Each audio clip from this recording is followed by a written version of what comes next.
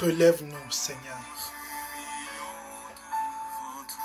Bienvenue au jardin de la parole. Nous répandons nos âmes devant le Seigneur. Nous supplions la grâce de Dieu afin que sa parole vienne nous toucher. Afin que sa parole vienne nous sanctifier. Oh, merci mon Dieu, pour celui qui m'écoute, pour celle qui m'écoute. Merci pour ta main tendue, pour attirer l'humain à toi. Tu dis à Abraham, va vers toi. Et dans le livre des Cantiques, Seigneur, la bien-aimée se lève. Et elle va vers elle-même. Oui, relève-nous, Seigneur, que nous nous lévions pour retrouver la source qui est en nous. Mon âme a soif du Dieu vivant. Ta grâce et ton pardon. Oh, aie pitié. Aie pitié, aie pitié, Seigneur, pour les abominations, pour le péché de ton peuple. Pour le péché de tes enfants, pour le péché de tes serviteurs, pour le péché de tes servantes, pour le péché des nations, pour le péché de nos familles. Seigneur, prends pitié de nous. Seigneur, le sang versé, le sang innocent, les mensonges et les meurtres. Oh, pardon, Seigneur. Fais-nous entrer dans ta grâce. Nous te supplions, ô Dieu. Fais-nous entrer dans ta grâce, Seigneur. Oh, donne-nous de voir, Seigneur, ta main puissante à l'œuvre dans nos nations. Pardon, toi le Dieu de majesté, le Dieu de gloire. Seigneur, tu nous accueilles en ce moment. Et nous te rendons la gloire, car qui peut se tenir devant ta face? Qui peut, Seigneur, venir à toi si ce n'est toi qui nous attire? Oh, merci, Seigneur. Gloire à toi, Seigneur. Mon frère et ma soeur, là où tu es, le Seigneur veut s'adresser à toi de manière particulière en ce jour. Le Seigneur veut que tu découvres une richesse extraordinaire aujourd'hui. Une richesse pour ta croissance spirituelle. David dit, mon âme a soif du Dieu vivant.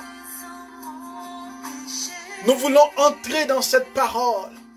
Mais offrons ce moment au Saint-Esprit.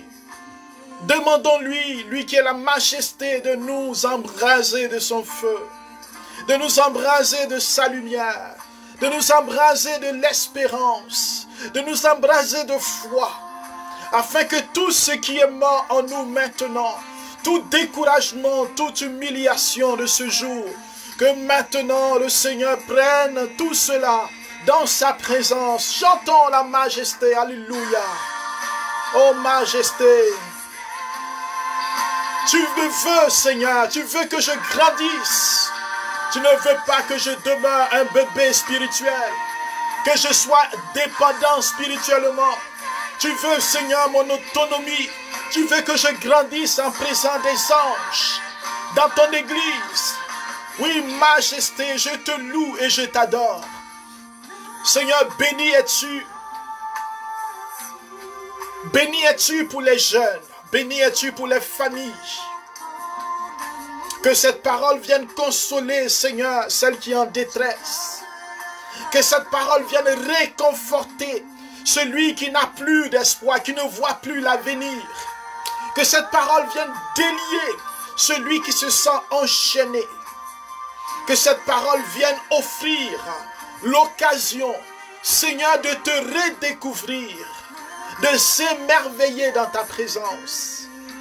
Alléluia, sois béni, Seigneur. Koyabalabashe.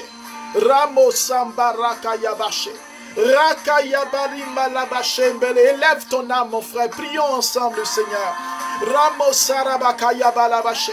Rakayabashembilakarabason-tabahabaushe. Nous offrons la louange, nous offrons la gloire, nous offrons la prière en sacrifice vivant. Majesté, que mon âme s'élève vers toi. J'élève mon âme vers toi. Oh Majesté, reçois l'adoration, reçois la gloire, reçois la majesté. Tu es le roi des nations, le prince de paix. Majesté. Oh, majesté, majesté, majesté. Ta grâce m'a trouvé tel que je suis. Sans valeur, mais pour toi, perle de prix. Seigneur, que des miracles s'opèrent. Car l'Écriture déclare dans les livres d'Isaïe que ta parole ne sort pas de ta bouche et ne revient pas à toi sans accomplir ce pourquoi elle a été envoyée. Et je crois que ta parole est envoyée aujourd'hui dans le cœur de quelqu'un, dans le cœur d'une femme, dans le cœur d'un homme, dans le cœur de celui qui a besoin de toi. Majesté. Rambo Sakarababa. Que des miracles et des guérisons s'opèrent. Que maintenant des cœurs soient touchés. Que des corps soient libérés au nom de Jésus. Que maintenant la puissance de Dieu brise toute forme d'incrédulité. Afin que la parole de Dieu puisse gagner des cœurs et que des conversions s'opèrent. Je veux revenir à toi. Oh majesté. Majesté, par ton amour, je suis transformé en présence de ta majesté. Oh, louange à Dieu. Oh, béni soit celui qui vient au nom du Seigneur. Seigneur, merci de me donner l'occasion maintenant, Seigneur, de vivre ce moment avec toi. Frères et sœurs, nous sommes dans le psaume 62 ou 63, dépendamment de la Bible que vous avez. L'Écriture déclare, Dieu, tu es mon Dieu. Je te cherche dès l'aube. Mon âme a soif de toi. Après toi languit ma chair. Terre aride, altérée sans eau. Je t'ai contemplé au sanctuaire. J'ai vu ta force et ta gloire. Ton amour vaut mieux que la vie. Tu seras la louange de mes lèvres. Toute ma vie, je vais te bénir. Levez les mains en invoquant ton nom. Comme par un festin, je serai rassasié. La joie sur mes lèvres, je dirai ta louange. Dans la nuit, je me souviens de toi. Je reste des heures à te parler. Oui, tu es venu à mon secours. Je crie de joie à l'ombre de tes ailes. Alléluia. Frères et sœurs, nous voulons parler de la soif. Le psalmiste dit, mon âme a soif de Dieu. Mais frères et sœurs, pourquoi l'âme peut-elle avoir soif? Comment l'âme peut-elle avoir soif? L'âme que nous ne voyons pas. C'est un doute de la présence ou de l'existence de l'âme. Parce que nous voyons le corps. Dans l'anthropologie chrétienne, nous savons que nous sommes tripartites, c'est-à-dire nous sommes corps. Nous avons un corps. Vous me voyez et je vous vois. Nous avons ce corps. Nous avons ce corps qui nous permet de manger, qui nous permet de nous déplacer, qui nous permet d'entrer en relation. Ce corps qui nous permet de réfléchir, de produire, de faire, fabriquer, d'inventer. Ce corps qui nous permet de nous unir avec une épouse, un époux, qui nous permet de pouvoir enfanter, procréer. Nous avons aussi l'esprit. L'esprit qui nous permet d'accéder à cette dimension de l'intelligence, des facultés humaines. Je ne vais pas élaborer cela. Nous avons l'âme qui a été faite pour adorer le Seigneur. L'âme qui est la partie la plus profonde de notre être. Et cette âme crie de toute éternité, depuis toujours, son désir d'être en union avec Dieu. Car l'esprit retournera vers Dieu à la mort, à la fin. Car la mort, c'est la séparation entre l'esprit, l'âme et le corps. Et l'esprit retourne à Dieu. L'esprit est à Dieu. Car c'est par ce biais que le Saint-Esprit, que le Seigneur nous parle, que les anges nous parlent, ce canal de l'esprit. Alléluia. Mes frères et sœurs, ce n'est pas de l'esprit que je veux parler, l'esprit humain. Je veux nous parler de l'âme. Car en nous, nous avons cette identité, cette réalité en nous qui nous permet d'exister, qui nous permet de prendre des décisions, qui nous permet d'être nous-mêmes. Et l'âme comparaîtra devant Dieu. Et l'âme, frères et sœurs, a été créée pour adorer Dieu. Sauf que l'âme est au cœur d'un tourment entre la chair et souvent cette tendance et l'esprit. Frères et sœurs, le psalmiste dit, mon âme a soif de Dieu, du Dieu vivant. Dieu, tu es mon Dieu et je te cherche. C'est le soupir de l'âme, comme dans le Cantique des Cantiques, le chapitre 2, où la bien-aimée est à la recherche et se lève. Comme Abraham, quand Dieu l'appelle, Dieu lui dit, va vers toi. Quitte ton pays, quitte ta parenté, va vers toi. Le pays que je te montrerai. Dans cette tradition hébraïque, c'est va vers toi. Frères et sœurs, quelle est cette source en nous? Qu'est-ce qui se passe en nous?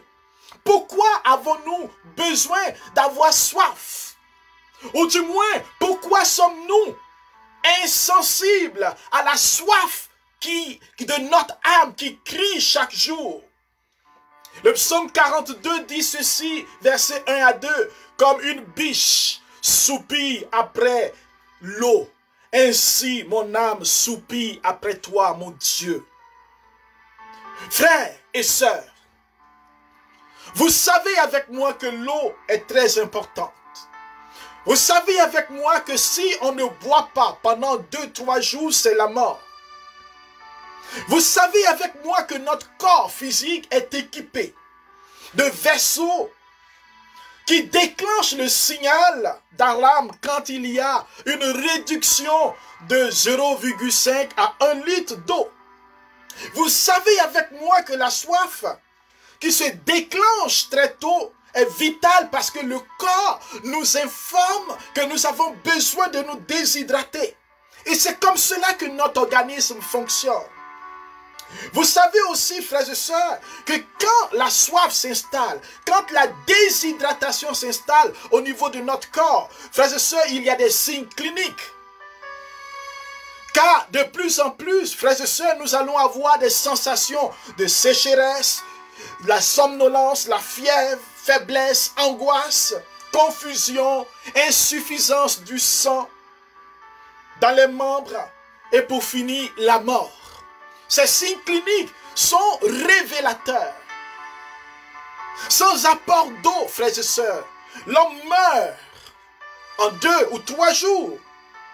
Alors, frères et sœurs, si l'eau est tellement importante pour notre corps, il existe un autre besoin aussi vital pour l'homme. Le besoin qui doit être satisfait, sinon il mourra. De la même manière que 2-3 jours, nous mourrons. La soif de Dieu, le besoin d'avoir Dieu est vital et important. Est-ce que tu peux dire avec moi, comme une biche, soupire après toi, mon Dieu? Mon âme te cherche. Mon âme a besoin de toi. Frère, remarquez que David ne dit pas qu'il a soif d'une guérison. Il ne dit pas qu'il a soif de parler à un homme de Dieu. Il ne dit pas qu'il a besoin, alors que la soif c'est un manque, c'est un besoin. Mais David nous parle de la source. Il parle de l'immensité de la source qui est en lui. De cette source qui est Dieu lui-même, qui habite son âme. Que plusieurs parmi nous, nous n'explorons pas assez. Car nous cherchons Dieu, comme a dit Saint Augustin, de dehors. Nous cherchons dans les miracles, dans les œuvres. Je ne suis pas contre les manifestations et la puissance de Dieu. Car je crois que cela est important pour l'avancement du règne de Dieu. Mais frères et sœurs, nous devons d'abord chercher la source. Nous sommes tellement perturbés devant les épreuves que nous cherchons des signes. Nous l'avons prêché la dernière fois, alors que les Juifs demandent un signe, c'est-à-dire dans notre spiritualité, à la recherche des signes, à la recherche des miracles. Et plusieurs parmi nous dans l'église de Jésus, nous avons perdu la source, la soif du Dieu vivant. Nous avons soif des hommes de Dieu de puissance. Nous sommes en train de devenir des idolâtres. Au lieu de rechercher le Seigneur, Matthieu chapitre 6, verset 33, il dit, cherchez d'abord le royaume des cieux et sa justice. Nous cherchons les hommes forts, les hommes riches, les ministères florissants. Et nous avons perdu l'intimité. Ce qui faisait la force des chrétiens, des premiers chrétiens, la relation avec Dieu. Nous avons perdu la grâce de la prière personnelle, la prière de restauration, la prière de croissance. Nous sommes tellement dépendants que maintenant même pour prier, nous apprenons à répéter ce que le pasteur, le prêtre, l'homme de Dieu dit. Nous avons perdu la source. Et cette soif, ce besoin de notre âme, seul Dieu peut l'étancher. Le Seigneur, aujourd'hui où nous n'arrivons pas tous à vivre des temps de prière, où nous sommes confinés dans certains pays, pas dans d'autres. Frères et sœurs, nous apprenons à comprendre que nous avons besoin d'expérimenter la source. La soif, c'est important. Mais pour toi, qu'est-ce que ça signifie? Frères et sœurs, tout le monde ressent la soif. La soif dont parle David, dont nous parle la Bible ce soir, ce jour, cette soif est ressentie par tout le monde. C'était la ressente, cette sensation de manque, recherche de bonheur, de plaisir, d'épanouissement. Et qu'est-ce qu'on fait? On va au cinéma, on regarde la télévision, on fume, on boit l'alcool, on mange, on visite des personnes, on vit une vie sociale, c'est très bien. Mais on a étouffé cette soif. On a remplacé ce besoin vital par des pacotilles. Et dans la vie courante, certains vont étancher leur soif. Une soif de l'âme avec l'alcool. Regardez des choses semblables. Comment étancher la soif de l'âme avec l'alcool? Comment étancher la soif de l'âme avec les films pornographiques? Comment étancher la soif de l'âme avec le péché? Comment étancher la soif de l'âme avec toutes sortes de réalités? Des dépenses, du magasinage, des achats compulsifs, la dépression, la sexualité dépravée. Frères et sœurs, nous cherchons le bonheur et tous nous sommes à la recherche. Mais notre âme nous appelle à la réalité, au vrai bonheur. Sommes-nous attentifs? Quand le Seigneur parle à Israël, il dit Shema Israël, écoute Israël. Mais qu'est-ce qu'Israël doit écouter?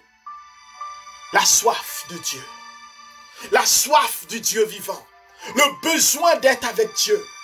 Frères et sœurs, si l'eau est aussi importante, la Bible nous dit que notre âme a soif. Notre âme a besoin de l'eau vivifiante. L'eau qui donne la vie. Et c'est cela, ce que Jésus va nous révéler en Jean le chapitre 4, quand il parle à la Samaritaine. Vous savez, frères et sœurs, il y a deux symbolismes importants pour la restauration de l'âme. Il y a l'eau et il y a le pain. Mais aujourd'hui, nous parlerons de l'eau.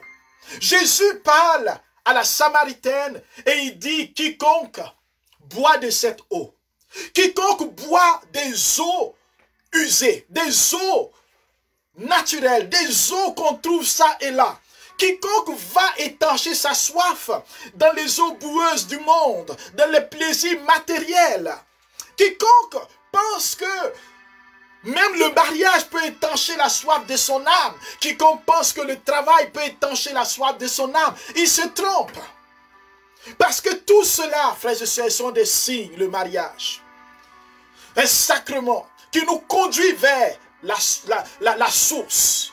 On se marie pour adorer Dieu, pour approfondir notre amour pour Dieu. Tout sacrement nous conduit à la source. Dieu est la source. Et Jésus dit, quiconque boit de cette eau, alléluia, aura encore soif. Mais celui ou celle qui boira l'eau que je lui donnerai, n'aura plus jamais soif. Et l'eau que je lui donnerai, qu'est-ce que l'eau va faire? Elle deviendra en lui une source jaillissante qui jaillira jusqu'à la vie éternelle. Frères et sœurs, non seulement l'âme a besoin de boire, d'être inondée, d'être imbibée de cette eau, mais elle devient une source qui va jaillir pour devenir une source jaillissante. Elle n'est pas la source, mais elle devient la source. Parce qu'il n'y a plus de barrière entre elle et la source véritable. Elle doit comprendre, l'âme, qu'elle n'est pas la source véritable, mais en même temps qu'elle devient la source. Alléluia, quelle merveille.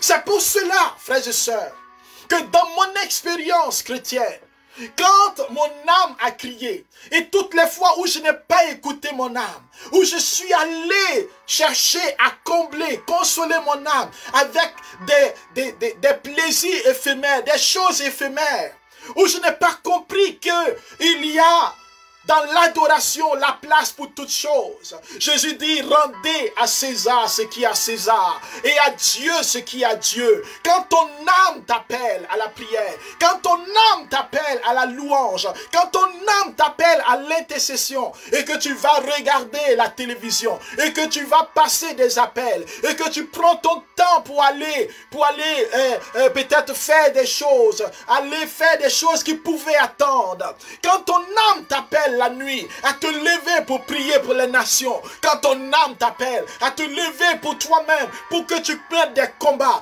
quand ton âme t'appelle parce qu'il y a un manque en toi, une souffrance, une blessure et que tu es découragé, mon frère, ma soeur, comment l'eau, la source d'eau vive peut couler en toi? Mon âme a soif. Je crois que toi aussi ton âme a soif. Ton âme veut s'abreuver. Ton âme a besoin de s'abreuver. Et ce n'est pas la sexualité qui pourra sauver ton âme, étancher ta soif. Et si nous sommes honnêtes, nous sommes d'accord avec ce que dit l'évangéliste Saint Luc, le chapitre 9, le verset 24 à 25. Il dit, quel avantage avons-nous à gagner le monde Quel avantage avons-nous à être riches si nous perdons notre âme? Quel avantage avons-nous, frères et sœurs? Quel avantage avons-nous à être même guéris, délivrés, si notre âme ne peut pas être en communion avec Dieu? Quel avantage ai-je à avoir toutes les promotions? Quel avantage ai-je à ce qu'on m'acclame en disant c'est un homme de Dieu, c'est un ministère puissant, si mon âme est desséchée, si je n'ai pas de temps avec mon Dieu, si je n'arrive pas à me laisser imbiber, à communiquer avec lui? Après toi, languit ma chair. Même mon corps languit après Dieu. Ma corps est comme, mon être comme une terre aride, altérée sans eau. Sans lui, je ne suis rien, frère. J'ai besoin de lui. Plusieurs cherchent ce bonheur en dehors de Dieu. Et même dans la spiritualité, on va chercher des gourous. On va chercher des livres. On va chercher des livres sur des anges qui ne sont pas chrétiens. Et alors, frères et sœurs, on est dans de l'ésotérisme chrétien. Que le Seigneur te libère. Je parle à quelqu'un qui m'écoute. À qui on t'a donné un livre. Un livre qui parle des anges. Je vois le livre. Mais ce n'est pas un livre chrétien. C'est comment communiquer avec les anges gardiens, les anges protecteurs. Et ce livre est avec toi et tu penses que c'est un livre chrétien. Mais ce n'est pas un livre chrétien. La preuve, il vient d'une librairie. Ce n'est pas une librairie chrétienne.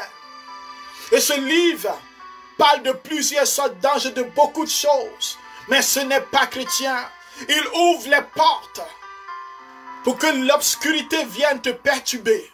Et tu vis des perturbations dans ton sommeil. Je t'inviterai, mon frère ou ma soeur, à communiquer avec nous. Pour qu'on puisse prier avec toi ou à rencontrer quelqu'un. Afin qu'on prie et que ce livre soit brûlé pour que tu sois délivré. Seigneur, je te loue pour cette personne qui nous écoute. Je te loue pour ceux qui partagent ce message, afin que cette personne, Seigneur, puisse être identifiée et s'identifie et soit libérée. Oh, je veux te rendre grâce. Frères et sœurs, il y a beaucoup de sources, il y a beaucoup d'eau, il y a beaucoup de choses. Les gens vont s'abreuver à plusieurs sources. Mais toi et moi, nous avons soif d'une seule source, le Dieu vivant. Nous avons soif de celui qui a le pouvoir sur toutes choses. Nous avons soif de celui qui a autorité sur toutes choses. Nous avons soif de celui qui nous conduit de victoire en victoire, de gloire en gloire. Qui fait que même quand je suis éprouvé, je ne crains aucun mal, car il est avec moi. Le Seigneur est mon berger et je ne manquerai de rien. Et je n'ai peur de rien.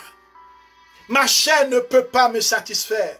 Mon ego, mon orgueil, mon titre, rien. C'est Dieu qui peut étancher ma soif. Frères et sœurs, regardez, aussi riches et puissants nous sommes, quand nous mourrons, nous avons un petit périmètre pour reposer. Et nous décomposons tous. Sans Dieu, mon âme est perdue. Tu as besoin de lui et j'ai besoin de lui. Mais comment vivre cette réalité? Première chose, redécouvrir la présence de Dieu en toi. Frères et sœurs, nous avons perdu la spiritualité de la descente. La spiritualité de la rencontre. Le Seigneur dit, la parole de Dieu dit que nous sommes le temple du Dieu vivant.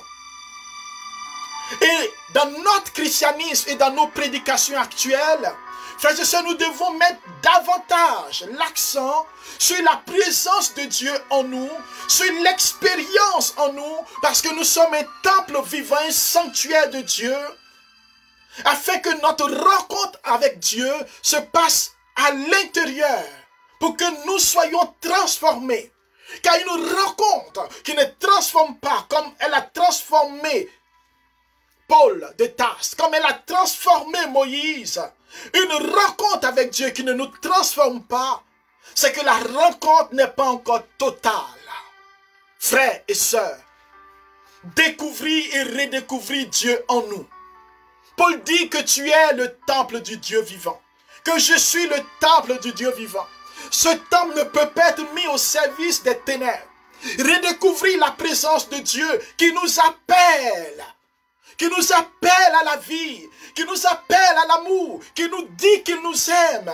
Cette source en toi qui crie le bonheur, Dieu t'appelle à vivre. Mon âme a soif de vivre, mon âme a soif de l'amour de Dieu. Mon âme a soif de répondre, car Dieu m'aime, frère. Dieu t'aime. Peut-être que tu doutes de cela. Peut-être que tu ne crois plus en cela. Peut-être que tu t'es dit que Dieu t'a oublié. Mais tu es le chef-d'œuvre de Dieu, mon frère. Tu es la merveille du Dieu vivant. Tu es celle et celui pour qui le Seigneur vient. Il vient aujourd'hui. Il vient à ta rencontre. Il vient te dire que tu es son enfant. Tu es le chef-d'œuvre de Dieu. Quand il t'a créé, il a dit faisons l'homme, c'est-à-dire l'humain, à notre image. Il t'a donné un nom. Et aujourd'hui, tu existes. Tu es enfant de Dieu. Aujourd'hui, tu entends ce message. Même si tu es dans le péché, même si tu es loin de lui actuellement pendant que je parle, il t'appelle maintenant, il tend la main vers toi. Il vient à ta rencontre car il ne veut pas que tu meurs déshydraté. Il ne veut pas que tu meurs loin de lui. Il ne veut pas que tu meurs sans le connaître. Il ne veut pas que tu meurs dans ton péché. Il veut te donner la vie. Il veut maintenant que ton âme commence à crier vers lui. Il veut que tu écoutes la voix de ton âme, que tu écoutes le soupir de ton âme qui dit mon âme a soif. J'ai soif du Dieu vivant. J'ai soif de l'amour de Dieu. J'ai soif de vivre de Dieu. J'ai soif d'expérimenter la vie de Dieu.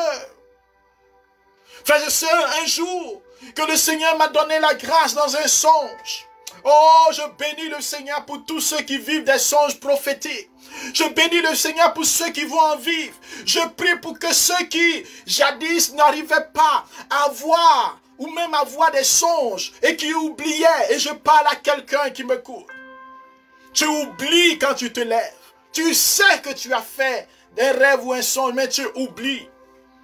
Et quand on parle de songes, tu te dis, comme si tu n'avais pas cette grâce, cette possibilité. Je prie pour que maintenant, la grâce de Joseph de l'Ancien Testament te soit donnée. La grâce maintenant de la révélation te soit donnée. Frères et sœurs, dans ce songe, que je vivais, je reviens à moi pour témoigner, pas parce que je suis meilleur que vous, mais pour la gloire de Dieu. Le Seigneur me faisait voir, frères et sœurs, comment cette relation avec lui, comment cette soif était une soif de tout notre être. Il me faisait vivre cette visite, pénétration de l'esprit. J'étais comme élevé et dans sa présence, dans l'adoration, je sentais le souffle de l'esprit, l'esprit qui pénétrait en moi et tous mes pores, tout mon corps, des cheveux jusqu'aux orteils, je sentais cette présence me traverser, me visiter. J'étais comme une feuille qui était traversée par le torrent de feu, le torrent de la gloire de Dieu. Et frères et sœurs, j'ai compris que notre âme a besoin de Dieu. Notre âme n'est jamais rassasiée de Dieu. Dieu t'a créé pour que tu sois capable de l'accueillir. Il a fait notre âme pour qu'on soit capable d'accueillir le Dieu que l'humanité ne peut contenir. Alléluia, quelle merveille. Tu es plus grand que l'humanité. Tu es plus grand que l'univers. Des gens disent qu'ils font confiance à l'univers. Ils font confiance à la nature. Mais toi et moi, nous sommes plus grands. Parce que nous contenons, parce que nous accueillons, parce que nous recevons, nous accueillons chez nous. Et Dieu habite chez nous, dans notre sanctuaire, dans notre cœur. Oh, si nous prenons conscience de cela, frères et sœurs, notre prière ne sera plus une prière de cri, de désespoir, mais une prière de confiance. Car je parle à un Dieu qui est présent. Si nous prenons conscience de cela, nous redécouvrons cette présence. Frères et sœurs, nous allons fuir le péché. Nous allons fuir le péché. Nous allons fuir le mal parce que nous ne voulons pas souiller la demeure de Dieu. Dans le livre de Jérémie, le chapitre 2, l'Écriture déclare ceci.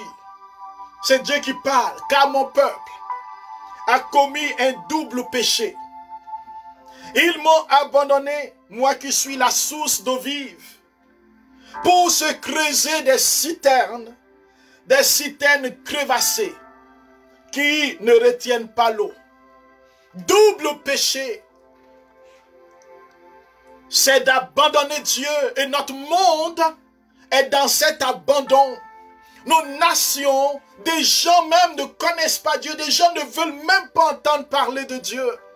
Voici le peuple de Dieu qui l'abandonne et qui va chercher, frères et sœurs, des citernes, creuser des citernes fissurées. Et la souffrance est là, et le désespoir. Et on entend des guerres, des nations sont en guerre, des nations se combattent. C'est la course aux armements. Ce sont des guerres commerciales. Frères et sœurs, dans cette pandémie, l'homme n'est pas revenu vers Dieu. L'homme n'a pas crié vers son Créateur. L'homme s'enfonce encore à creuser des citernes fissurées. Il y a pourtant une source d'eau vive.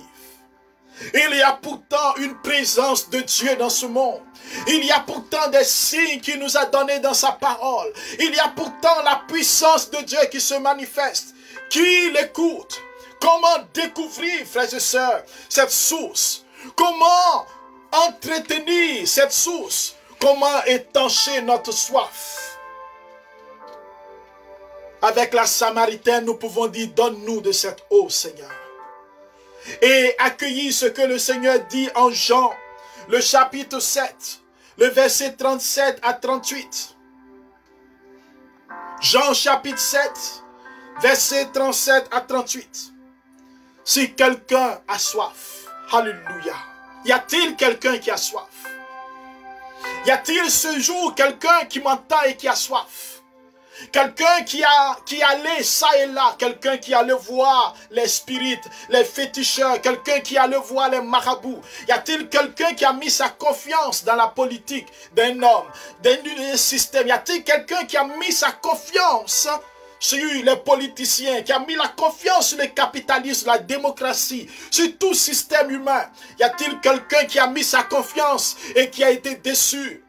Y a-t-il quelqu'un qui a pensé que ce monde pouvait le sauver? Y a-t-il quelqu'un qui pensait que lui, parce qu'il est intelligent, il pouvait se donner la vie, il pouvait être heureux?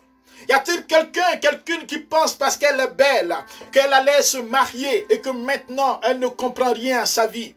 Y a-t-il quelqu'un qui a soif du Dieu vivant et qui sait que peu importe ce qui lui arrive, il veut être connecté à la source? Y a-t-il quelqu'un qui veut boire à cette source?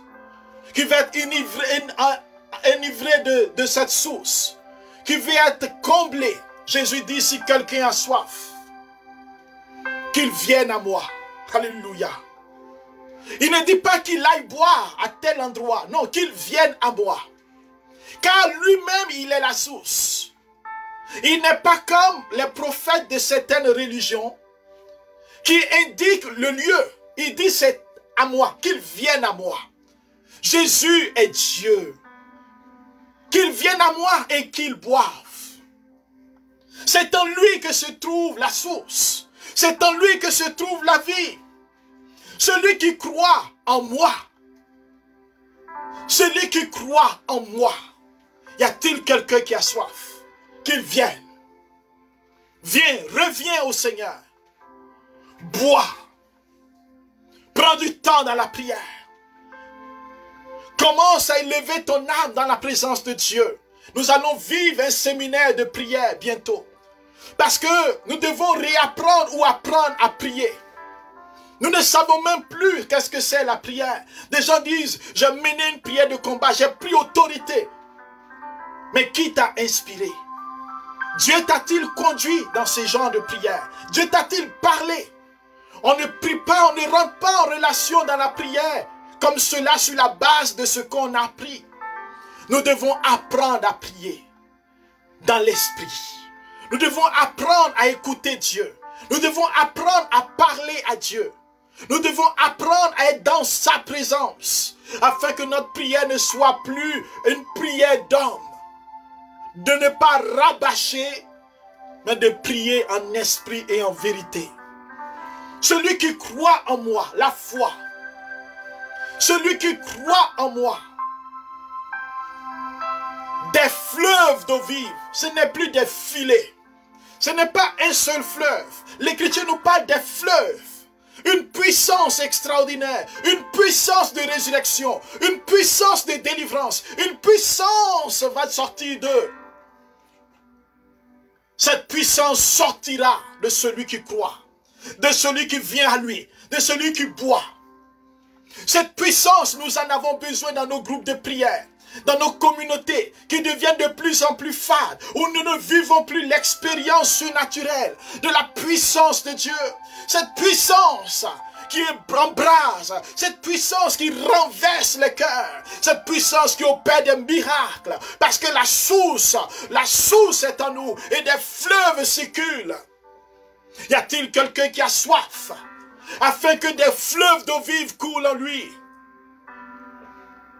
Dieu veut faire quelque chose de merveilleux dans notre monde. Le temps est arrivé où nous devons laisser le Saint-Esprit nous baptiser de feu. Et le pape François demande avec insistance à l'Église, à travers le renouveau charismatique, de répandre le baptême dans l'Esprit, le baptême de feu, l'expérience pentecostale, l'expérience des premiers chrétiens.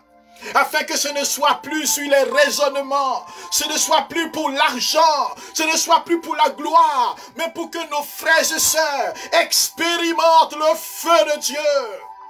Mais tu ne peux pas être un témoin de feu si tu n'as pas soif de Dieu, si tu as soif des dîmes, si tu as soif de la gloire de ce monde. Mon frère, des fleuves ne couleront pas en toi. Il va y avoir quelques filets. Peut-être des gouttes, peut-être de l'eau des robinets, et les gens vont t'acclamer. Mais ce n'est encore rien. Le Seigneur parle des fleuves. Oh Seigneur, je veux voir des fleuves couler dans la vie de mes frères.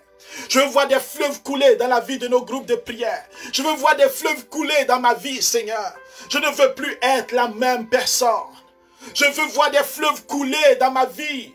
Dans tout ce que je touche, afin que tout soit arrosé, tout soit marqué, tout soit béni. Je veux voir des fleuves couler, afin que tous ceux qui m'oppressent, Seigneur, ces fleuves les immergent, alléluia. Que les fleuves d'eau vive les noient, Seigneur, pour qu'ils découvrent ton visage. Je veux voir, Seigneur, autour de moi, ces fleuves irradier mes collègues, irradier ma famille, irradier mes fils spirituels, irradier mes frères et sœurs. Seigneur, je veux voir, Seigneur, ta gloire, afin que des fleuves d'eau vive, Seigneur, embrase ma bouche, embrase mes yeux, embrase mes pensées, des fleuves qui coulent.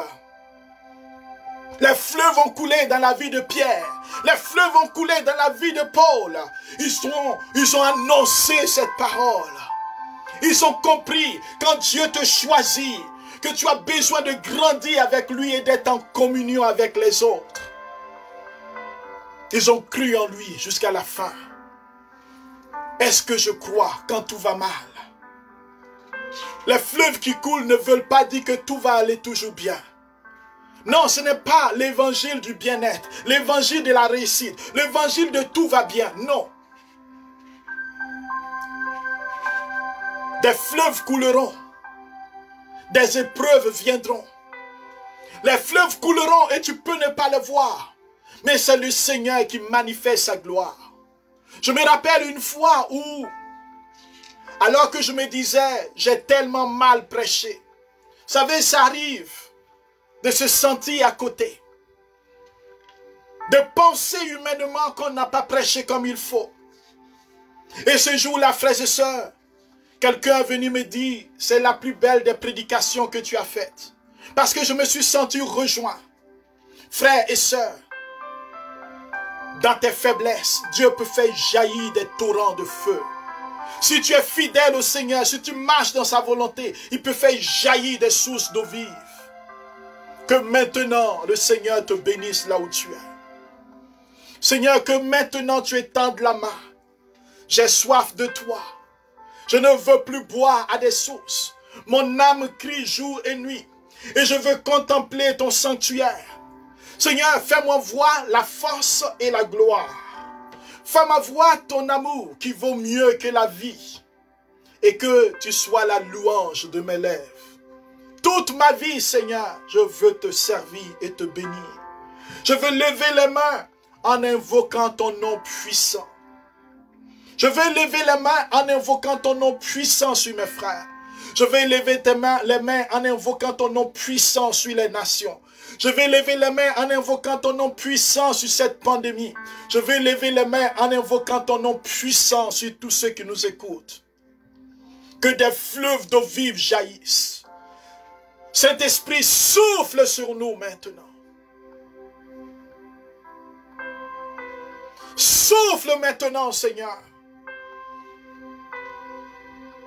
Que nous revenions à toi pour boire à la source. Et que des torrents, Seigneur, donne-nous le dégoût des autres sources. Le dégoût des citernes fissurées. Seigneur, nous ne voulons plus aller rechercher le bonheur en dehors de ta présence. Donne-nous de te connaître tel que tu es. De t'expérimenter. Et de devenir, Seigneur, des témoins pour nos frères et sœurs. Tu nous donnes ce temps pour nous réveiller. Et l'Écriture déclare pour terminer, Éphésiens chapitre 5. C'est une parole pour toi, mon frère. Réveille-toi, toi qui dors. Relève-toi d'entre les morts. Éphésiens 5, 14. Et le Christ t'éclairera. Que maintenant le Seigneur t'éclaire. Là où les nations sont perturbées, c'est ici que les chrétiens font la différence et se lèvent. Parce que le coronavirus n'a aucun pouvoir sur nous. Alléluia. Parce que la pandémie n'a aucun pouvoir sur ta vie. Parce que tu es enfant de Dieu, tu es vainqueur. Je ne dis pas que tu dois aller être contaminé ou chercher et dire que tu n'es pas contaminable. Non. Je dis que il n'a pas de pouvoir sur toi. Parce que tu es enfant de Dieu, tu as la victoire. Et tu n'as pas à avoir peur. Et tu dois lever ta main maintenant pour glorifier son nom. Réveille-toi et bénis ton Seigneur. Que Dieu te bénisse. Qu'il te garde en paix. Au nom de Jésus. Amen. Merci frères et sœurs d'avoir été avec nous. Soyez bénis. Prochain rendez-vous la semaine prochaine. Et si vous avez vu sur notre page du Jardin de la Parole, abonnez-vous et partagez le séminaire dénommé « Dieu a une armée qui se lève ». Vous pouvez partager pour que nous soyons nombreux à redécouvrir la grâce et l'intercession dans l'esprit. Que Dieu vous bénisse et continuons d'avancer, continuons de témoigner de Jésus, continuons de l'aimer et d'aimer nos frères, même nos ennemis. Prions pour eux. Amen. Alléluia. Soyez bénis. Alléluia.